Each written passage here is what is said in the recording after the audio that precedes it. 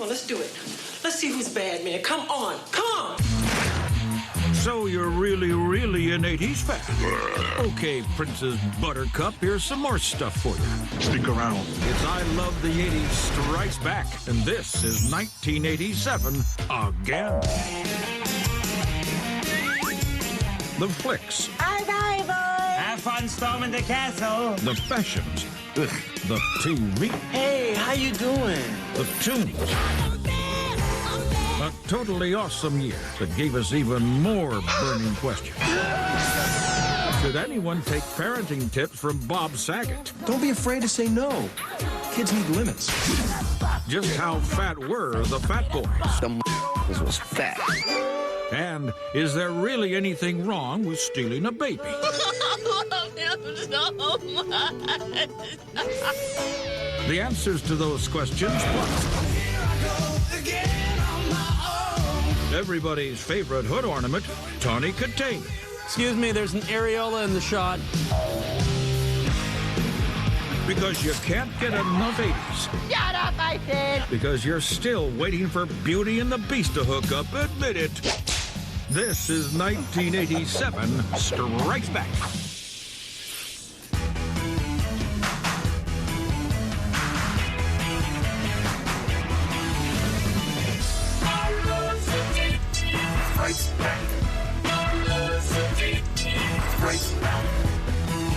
Vincent, you are so beautiful. I have seen Beauty and the Beast. This is the show about the woman who lives above the ground and the beast who lives below the ground. And where the twain shall meet, we find out. They meet here, in the heart space. It's a very romantic show. What we have is all that matters. It's worth everything. The only thing that was weird about this was that the beast never turns into a normal guy. He just always is a hideous beast. I did not respond to it. It may be because I was 14, and I don't want to be touched by a beast. I think Vincent was hot. Vincent's a beast. What kind of woman doesn't want a beast? You know, the only thing is he has that no-lip problem. And I like a guy with lips. So otherwise, I'd go for him. To me, the Beast was not unattractive. He read poetry. His hair was fantastic. He dressed wonderfully. His house did not smell so good, but he lived in the sewer, so we have to forgive him. What did the Beauty and the Beast do every week? How did they keep the whole show going? Well, here we are again. You're still a beast, and I'm a beautiful woman, and we can't have sex. Why couldn't they have sex? The 80s were a time of rigid social mores. It was simply unacceptable to most people to see Linda Hamilton get porked by a giant beast. No kiss. Did they ever French kiss? I was kind of hoping this series would start off a whole trend of chicks banging animals, you know, but no luck except for Madonna. It makes me laugh thinking about Linda Hamilton and the beast having sex. Oh my God, I just think it'd be just a lot of blood and tears. Knowing that I am the cause of that pain is more than I can bear to live with. It mocks our dreams. I'm being overly cynical. Maybe it was about a deeper love. Like, yeah, that's what it was about. Deja video. Here I go again on my own. Going down the only road I ever known. Here I Go Again was everywhere. Couldn't get away from Whitesnake at that point. I gotta say, it got me because it was so epic and uplifting. As far as I was concerned, it was a short film starring Tawny Katane. You got Tawny Katane, who had an Olympic gold medal gymnastic performance on the hood of an expensive car. My wife at the time, Tawny, was a very agile, great seductress with the camera. So basically, we just let Tawny go for it and let the cameras roll. We should utilize it more in dating. Go, hold on, let me show you something. And leap on the car and then be very Sphinx-like. You get to see the flash of one of her breasts when she's hanging out of the car, which actually passed us by in the edit room. Excuse me, there's an areola in the shot. I know. I know, damn it, just roll. That's why I love the 80s. It had nothing to do with music. Scruples was a thing that no one in the 80s actually had. So much so that they actually made a game out of it. Your friend set you up with a blind date. He's not exactly what you had in mind. Do you go through with it? Depends. On what? On whether or not he sees me first. Scruples, it's a game and more. Your current lover asks you, how many sex partners have you had in the past? Do you tell the truth? Never. You divide by 100. Tell me lies, tell me sweet little lies. You sign on to do a photo shoot with a top magazine. However, when you get there, the photographers ask you to fully disrobe. But then he offers you $5,000. Do you pose in the buff? For $5,000, I will pose in the buff and give him some. Because I got a credit card bill to pay. Friends loan you a few movies for your VCR. One mislabeled tape shows your friends frolicking nude on a Riviera beach. Do you watch the rest of the vacation tape? Hell yeah. Pop that in, baby. I have a potluck party. Everybody come over. Look at what we're watching tonight, y'all. Would you be impotent the rest of your life for $1 million? Hell no. Don't take my thing-a-ling away from me like that, baby. Yes. Okay, zap. Wait, I was joking. Guess what? I don't have $1 million, pal. Oh, no. Oh, she's so hot, but nothing's happening. Wake up. Yeah. Fun game, Scruples, yeah. Ruin your life. 1, 2, 3, 4. The fat boys are back. And you know, they can never be whacked. Everybody started trying to be the human beatbox. Spitting there on everybody. This guy's fat. That's pre-PH fat. Gave those of us who are chunkier in the music field some hope for the future. I like Prince Marky D because he was like not as fat. He was chunky, but he wasn't as fat as others. My dad's fat. Prince Marky D is kind of just, you know, cherubic. It was still the fat boys. That. Them was fat. First thing I think about is their bad choices of duets. Let's do that twist. Chubby Checker and the Fat Boys are doing the twist. Some fat boys twisting, that ain't too cute. The Fat Boys made the most horrible movie ever called Disorderlies. Let's get Ralph Bellamy, 3 obese rappers, and just let them go at each other. He looks like Yoda. The results? Step off, homeboy. Granted, I was high most of 1987, but I found Disorderlies to be hilarious. It wasn't Ben-Hur, but at that time to see rappers on film was big. They have fun. They made rap fun to listen to. You're part next. That's right. My heart began a fierce, mad throbbing full of fright. Why should I be afraid? It was only Chris, my brother. Welcome to Incest Theater. Sex, sex, sex, sex, sex, sex, sex. I couldn't stop reading this book. Everybody was reading them. This is what taught me how to read, was Flower in the Attic. Because Dr. Seuss wasn't going to teach me. Flowers in the Attic is a story of a brother and sister and their 2 young siblings who are kept in an attic by their mother. But they sort of like grow up and all of a sudden they're having sex with each other, right? The kids start getting it on. Oh, hey, hey, hey. It was some freaky stuff. I remember the movie. Gave me a chill. Giving myself chills, just thinking about it. Children behave. That's what they say when we're together. There's a film version of Flowers in the Attic? Who played in it? Christy Swanson. I think I need to see that movie. Sinners! Let's read, shall we? Somehow we ended up on that filthy, smelly, stained mattress. And that is where he took me and forced me in that solid, rigid male sex part of him that had to be satisfied. Baby, don't make me stop now. I'm just getting my thing on. Sister Christian, know the time has come. VC was kind of freaky. Who would think, who would lock their children up and then the children start looking at each other sexual? That's some deep stuff. Up until this point, I think authors had been struggling with how to sort of explain that awkward encounter between brother and sister. And here it is beautifully written. in Flowers in the Attic. It's a heartwarming tale with a moral. It's not so bad to have sex with your sibling.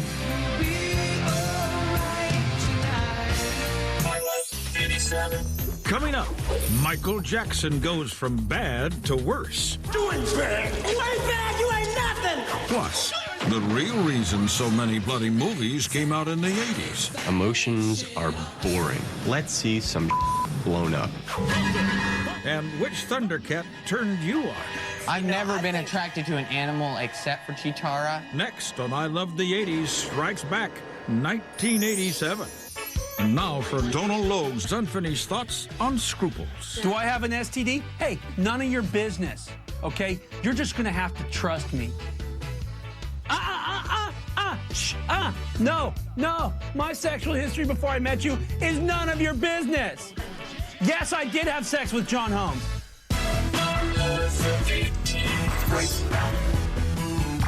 Breakup songs of 1987. Because this boy too has love without a reason, I, Boy George, console you with the breakup songs of 1987.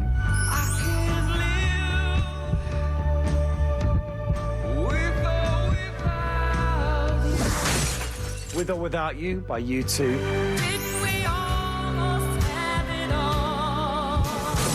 Didn't We Almost Have It All by Whitney Houston.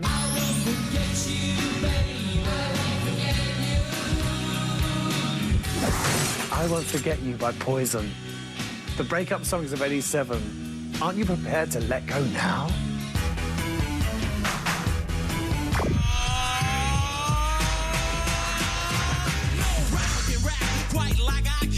LL Cool J, for me, was like Elvis. Everyone loved LL. LL's always been a ladies' man, but he can rhyme.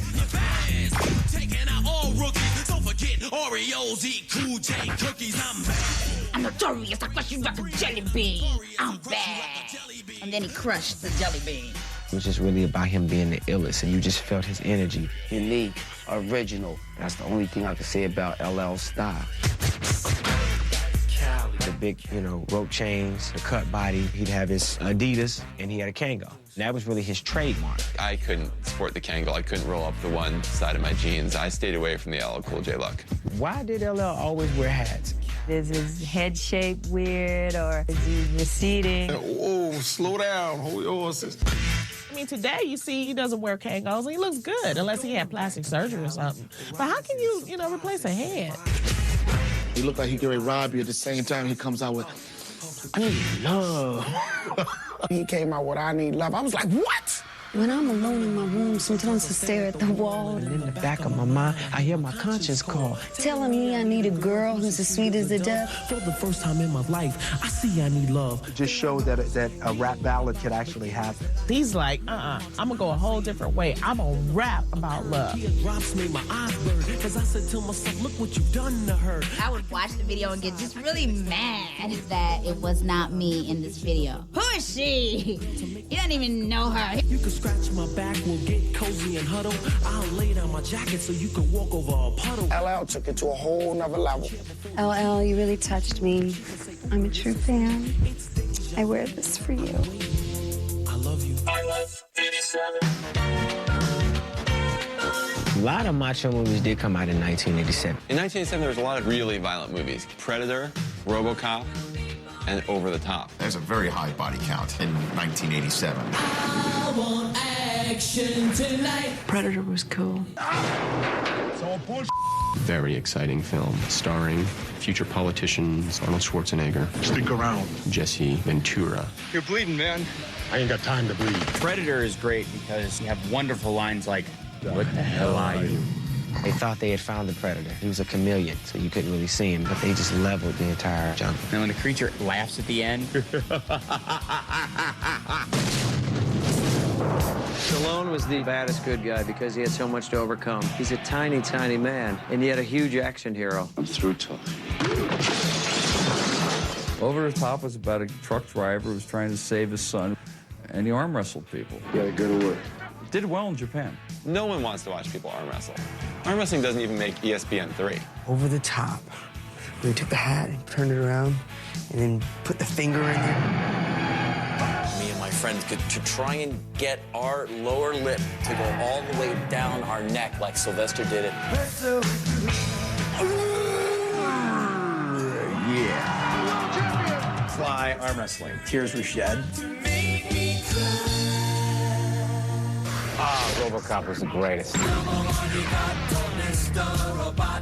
He was a cop. He got whacked up, beat up, and they made him a machine. I think they had to be pretty stupid not to think to shoot the guy in the face. He wasted half of Detroit. That was one of the first ones I remember that was just like a lot of stuff getting blowed up. Blowed up real good.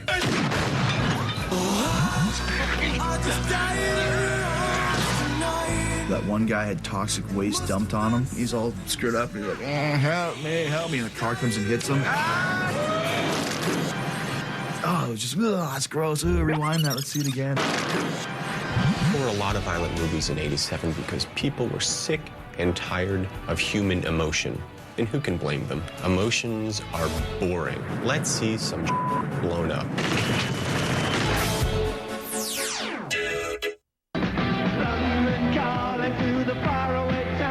Oh, Doc Martens, a great British boot. They're very popular in London. Literally everybody had Doc Martens. To me, Doc Martens were the tough kids, the rebel kids, the kind of like too cool for school kids. Back in the day, you'd see Doc Martens on a guy and knew you were in for a rough night. It meant trouble. I liked them because they were ass-kicking boots. If I got in a fight, I knew I was gonna bring them into play. You had to christen them by kicking somebody. My first pair I bought were Ox Blood 6-hole. I had a black pair, and I had a red pair too, and I had a brown pair. I had leopard skin Doc Martens. I wore them with like fishnets and tube skirts. I always thought the girls who wore DMs with little black mini skirts, I thought that was somehow great.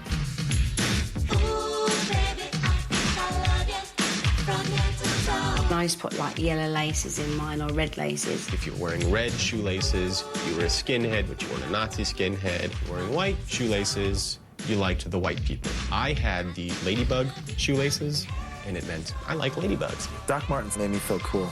DMs on your feet gave you credit on the street. Deja video. You want to see who's bad? You want to see who's bad? Come on. Come on, let's do it. Let's see who's bad, man. Come on, let's go. I remember the Bad video because that's when Michael Jackson was mulatto. Martin Scorsese directed Michael Jackson as a gangster in the Bad video. Surprisingly, he chose not to cast him in Goodfellas after that. I do remember the mini movie at the beginning of the video. It was Michael Jackson and Wesley Snipes. What was Wesley thinking? He's like, I have to pretend to fight this guy? You either down or you ain't down. So the question is, are you bad or what? Leave me alone. I said, leave me alone. Your butt is mine. Your butt is mine. That's true. He wants to be restrained. He wants an intervention. He had originally asked Prince to be the other gang leader in the big gang fight dance sequence. But Prince wouldn't do it because he didn't want Michael saying, your butt is mine to him. So that's the way it goes down, eh? You come across some ensemble of dancers in a subway wearing zippered clothing, do not engage. Turn around, walk away. Coming up, Adam Sandler's humble beginnings. Shut up, I said. Yes. Plus, the life-altering effects of Less Than Zero. Did I become a drug addict because of it? Yes. And the magic of Lycra. It's a lot easier to go buy the shorts than to do the sit-ups. Next on I Love the 80s Strikes Back, 1987. But first, log on to VH1.com for everything 80s. Artist info, photo galleries, CD purchases, and great 80s trivia games.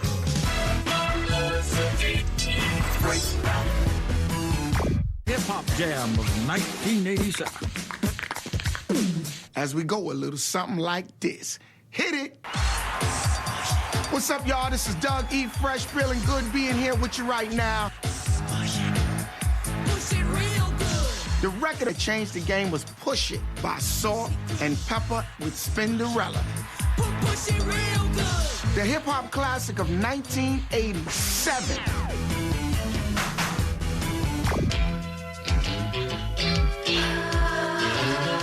Everywhere you go, da-da-da-da-da. Full house, full house, full house, full house. I like the theme song.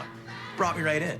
I remember staying home just about every Friday night watching Full House. Bob Saget has 3 children. Here's this man grieving the loss of his lovely wife, and he has to raise these 3 children alone, and it's...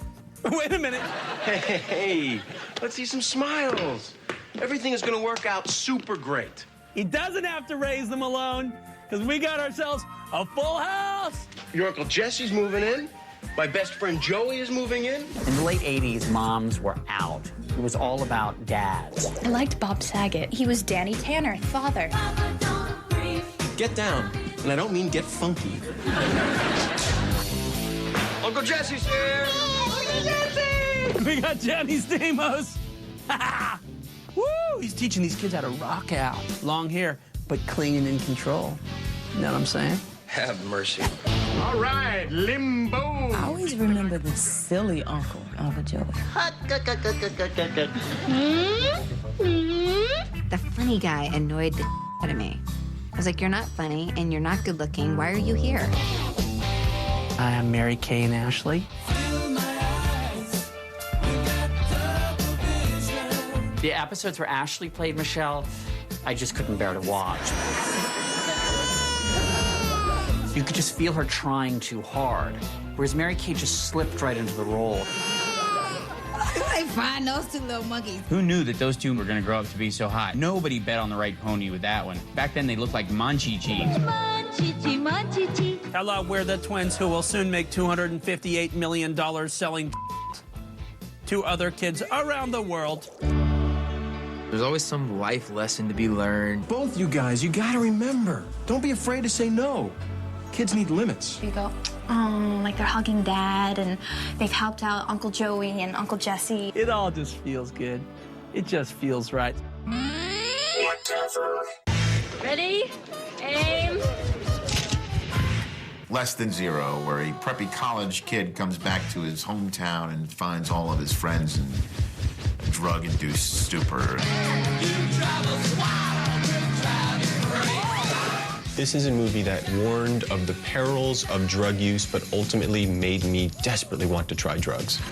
I'm gonna throw up. The bucket's under the sink. I always really liked Andy McCarthy. I always just thought he had an honesty about him that was really cool. Well, you up. You look like but hey, no problem. All you need is a better cut of cocaine. Gina Gertz, in perhaps her most promiscuous role. You don't look happy. But do I look good? William Spader is a brilliant actor. Great. I just want you to meet some people. He's so beautiful, and then he always has this edge to him. This is not recess, and I'm sick of playing games with you. I thought Robert Downey gave a great performance. Really amazing. I think he's an amazing actor. All right. Just got this uncontrollable urge to fall down. Robert Downey's life so closely resembles his acting roles sometimes that I question whether it's acting. Did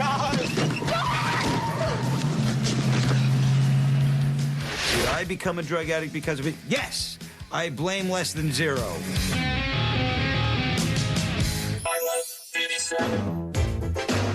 Jody Watley was huge in 1987. I'm looking for a new love, baby. Yeah, are you? Good, right here. I'm looking for a new love, baby. So I remember that dance. When I made my solo debut, I just wanted to make a fun record. My song was Don't You Want Me? Don't you want me like I want you? Really simple, speaks to me at 13. I was a fan of her kind of like cool demeanor. And I thought, she's so cool and mellow, and I'm so hyper and annoying. She was always fabulous, the way she looked, her style. My look at the time, obviously, a lot of hair. It was just all moussed and gelled out and hairsprayed, and I fell victim to that, too. She was just ahead of her time, fashion-wise. She was the one who wore those Those big hoop earrings. A crinoline skirt, big belt, bustier kind of top, and chunky jewelry. She had that exotic look. I mean, her face was like... You had a lot of people out there, but it was just something about Jody Watley was like special. Get out. It's time to play! I love Remote Control. MTV game show. That was what the show was all about, was like, who's the biggest couch potato? Name Scooby-Doo's frisky little nephew. Susan. Scrappy-Doo. Yeah, Scrappy-Doo. For 5 points and control. I'm in. Ken Ober was the host of the program. Colin Quinn was the sidekick. This is my dream come true. I remember, though, that's the first time I ever saw Adam Sandler. He would come up and just do some funny bits and then get out. Shut up, I said! Yes! You think you're so cool? Who would have known? Young Adam Sandler would come out to be $20, $25 million a picture. They went through a series of women on the show. Barry Werr was the piece of ass. Kari, I got a roofie with your name on it, baby. The snack break, to me, was like the big part of the show that was like, wow, they're so wild. They're throwing Cheetos all over the place. I played interesting games like Dead or Alive. Dead or Alive, the woman who played Alice on the Brady Bunch. Gina. Dead. No. You're like, oh, they're still alive? Whoops. We'll see you later. Bye, Trace. When you get kicked off the show, the audience would sing.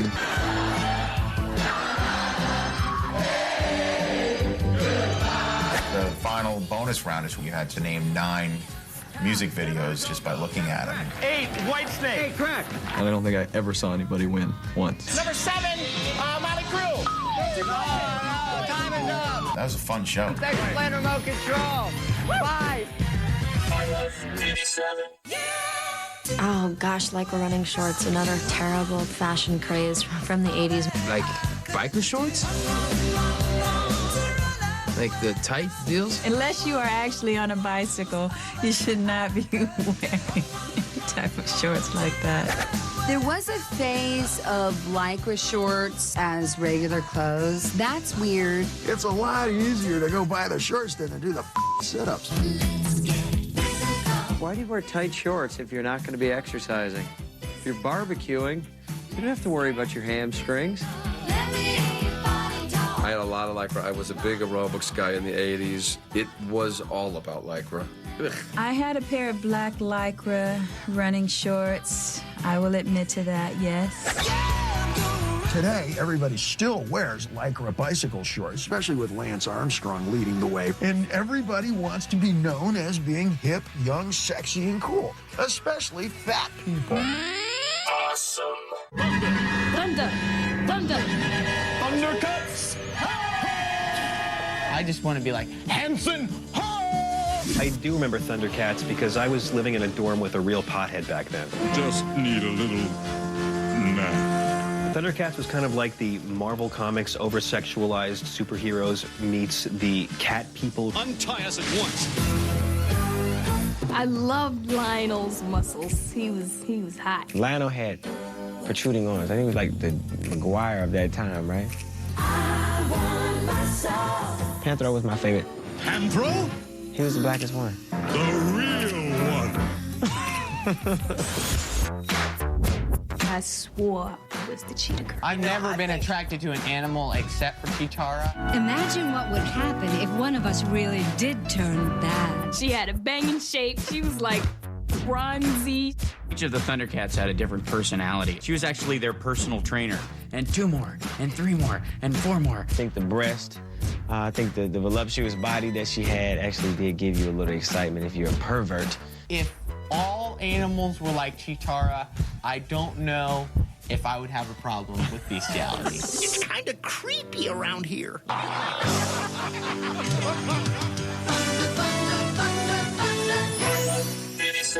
Coming up. When's it get good? Storming the castle with Wesley, Inigo, Fezzik, and the Prince's Bride. Nicolas Cage goes baby shopping. I'll be taking these Huggies and Whatever cash you got. And Denise Huxtable goes off to college. Bill Cosby just didn't want to work with Lisa Bonet anymore, so he goes, give her her own show. Next on I Love the 80s Strikes Back, 1987. But first, this public service announcement. I used to do drugs. And one morning I woke up, I looked in the mirror, and I said, you look frightening. Nobody said quit. And nobody said stop or else. I got sick of it, so I quit. And now, life's the beach.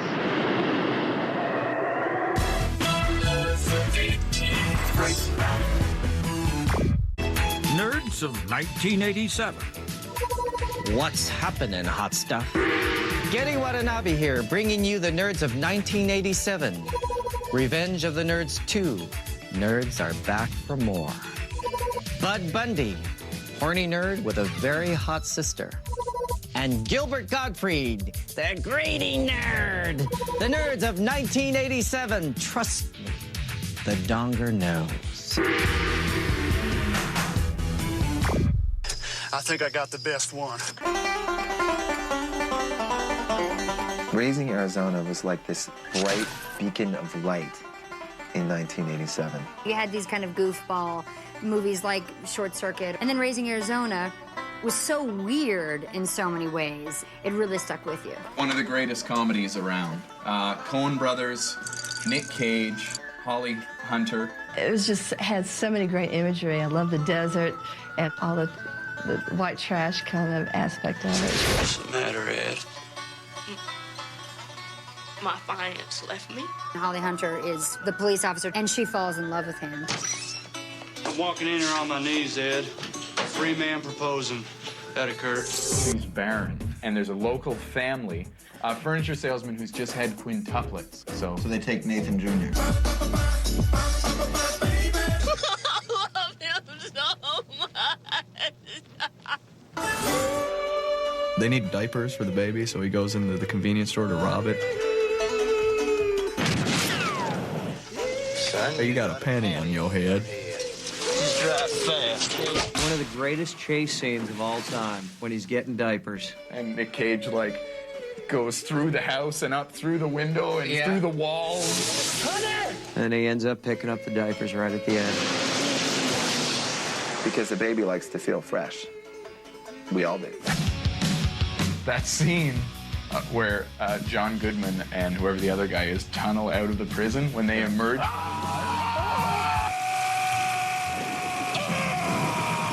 Lifts the other guy out of the muck by the ankle, lifts him up. Did it to me.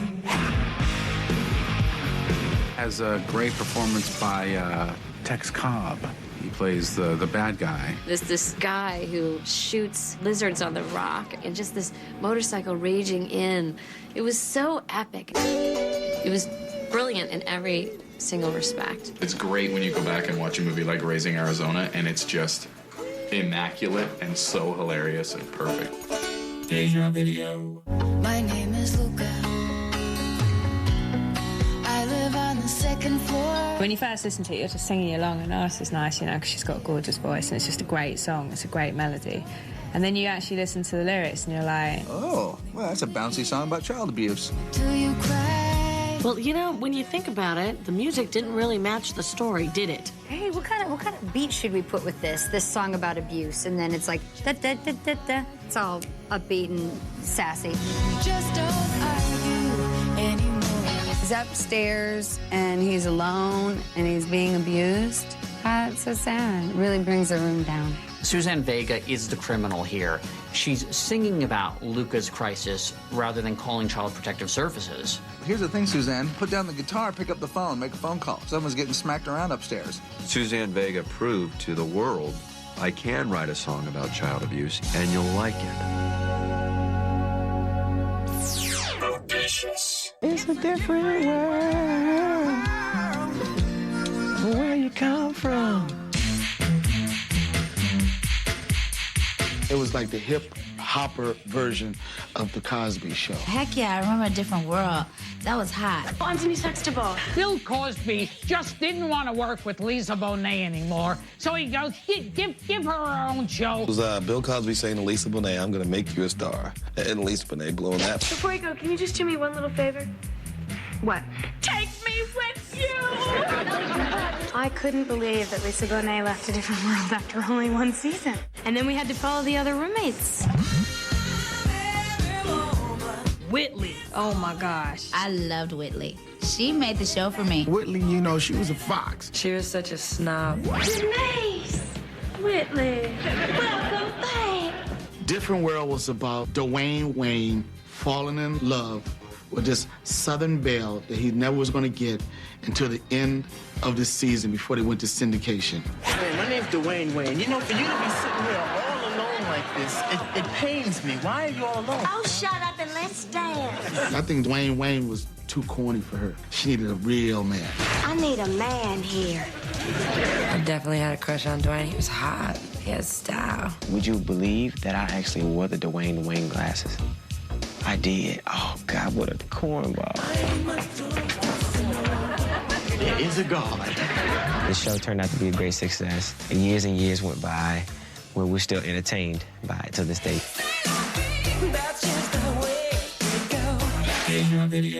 Good night, honey.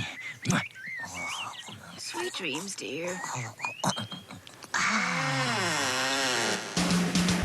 The Land of Confusion by Genesis is the video that featured what looked to be like HR Puffin stuff versions of political figures. Puppets. Crazy puppets. Really ugly, ugly puppets.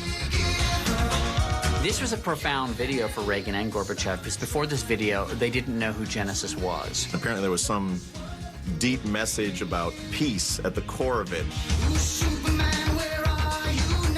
We were all waiting for Genesis to finally get political. Well, they did it with Land of Confusion.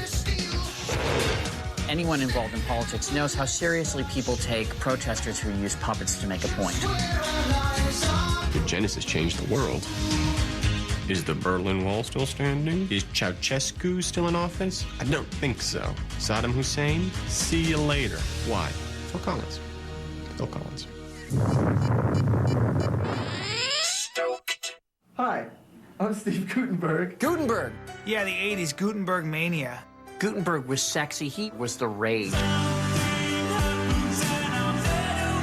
Steve Guttenberg was pretty much like Hitler. He was just taking over territories. Steve Guttenberg was the big screen version of Anson Williams. He just had that potsy spark that lit up the screen. Steve Guttenberg was in 5 movies in 1987. He did Amazon Women on the Moon, The Bedroom Window, Surrender, 3 Men and a Baby, and Police Academy 4. 3 Men and a Baby, brilliant. That's a baby. Oh, I know it's a baby. What's it doing there? It's sleeping. Ted Danson, Steve Guttenberg, Tom Selleck, and one baby. When someone really kicks ass in a movie, we generally call it Guttenbergian. It's a bird! It's a bird! What a Guttenbergian performance! Sergeant Kerry Mahoney reporting for duty, sir. That's my Guttenberg. Thank you very, very much. Please, thank you. It's Police Academy 4, the one where they were just so bumbling and they were just sort of knocking heads and really just couldn't do their jobs well? Or was that Police Academy 3? Mahoney, I'm so proud of the job you've done. A Guttenberg film from the 90s. I don't know. Yeah, I know what happened to Goots. At the time, you're like, yeah, this Guttenberg cat, he's going to be around for a long time. Steve Guttenberg taught me how to be sensitive, kind. Like sensitive with a witty edge. Steve Guttenberg was somebody I could count on when so much was falling apart in the 80s. You really wanted to be his friend. Next time you're down, just say, Guttenberg.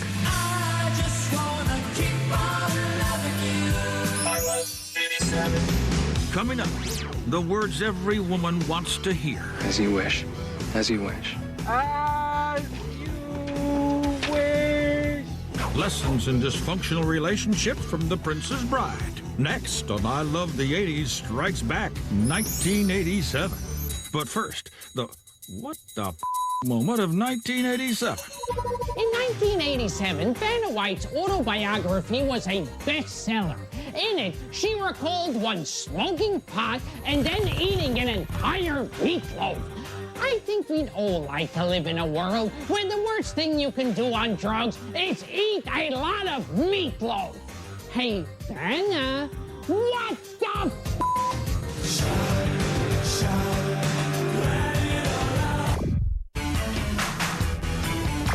The Princess Bride by S. Morgenstern, Chapter 1. I love The Princess Bride. It's one of my favorite movies. It's a fairy tale. Peter Falk being the grandfather, that he's reading to Fred Savage, who's sick. Is this a kissing book? Wait, just wait. When's it get good? That's a story of Princess Buttercup and the man that she loves, Wesley. And she gets kidnapped by the evil king who wants to marry her. And Wesley comes to her rescue. Drop your sword. The premise of the movie was so not important. It was all the characters. Prince Wesley, she would tell him to do things, and what did he always answer? As you wish. As you wish. As you wish. Oh, my sweet Wesley. He was so handsome. I wanted to be Robin Wright Penn, and damn it, I wasn't. Plato, Aristotle, Socrates. Yes? Morons. Wallace Shawn saying inconceivable. Inconceivable! You keep using that word. I don't think it means what you think it means. I remember Wallace Shawn putting poison into one of the chalices, and then they're playing mind games with each other to figure out where the poison is. A clever man would put the poison into his own goblet because he would know that only a great fool would reach for what he was given. Truly, you have a dizzying intellect. Andre the Giant was my favorite. I love him. Go in! Get after her! I don't need dog paddle. Andre the Giant, he was kind of like the lovable, huge giant. Probably he means no harm. He's very, very short on charm. Mandy Patinkin is amazing. My name is Inigo Montoya. You killed my father. Prepare to die. I just love the sword fights and all the banter. You seem a decent fellow. I hate to kill you. You seem a decent fellow. I hate to die. When Billy Crystal and Carol Kane were running around as, like, you know, these bizarre Jewish trolls, they were so funny. Liar! Liar! Get back, witch! I'm not a witch, I'm your wife. Peter Cook towards the end of the film. It was one of those ridiculous Peter Cook voices. Marriage is what brings us together today. It was extraordinarily clever. It was very, very funny. Have fun storming the castle. The way they filmed it and the way they performed it was perfect. And it had the happy ending we all wanted. The end. I was 87. It's Super Secret TV Formula, the show that deconstructs the TV cliches you know and love. Our TV scientists are hard at work for you. Formula 287, gay but not gay. These pups are killing me. How is he not gay? My insides are gonna explode. He was gay in the womb. Don't be a party poop. We promise, more secrets will be revealed. Don't miss Super Secret TV Formulas. Coming up next, play TV trivia at VH1.com. Have mercy.